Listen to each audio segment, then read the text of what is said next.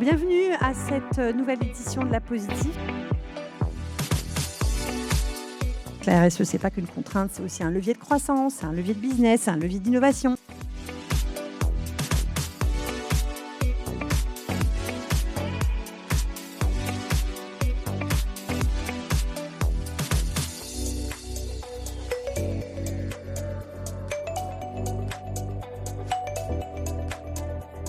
On se projette dans des mondes qui sont cohérents, qui racontent des changements de valeur, des changements de production.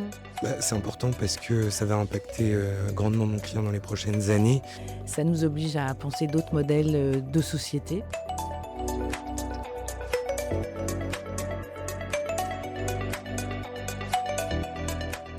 Il est possible d'être à la fois rentable et responsable. Le modèle d'affaires par essence permet la croissance et la RSE dans une même dynamique.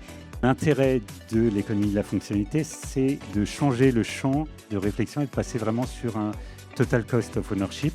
La décision a été prise par la famille de sortir de la cote pour retrouver précisément du temps long, de l'indépendance, de la liberté dans nos choix.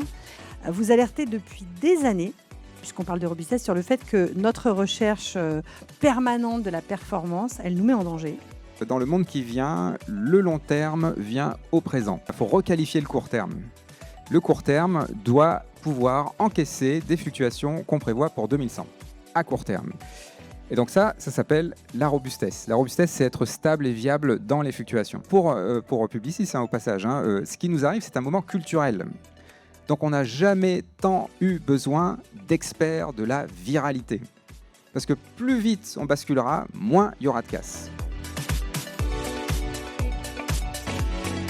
Le principe, c'est de regarder l'humanité complètement différemment, de se dire qu'on n'est pas foutu, qu'on peut avoir un grand destin.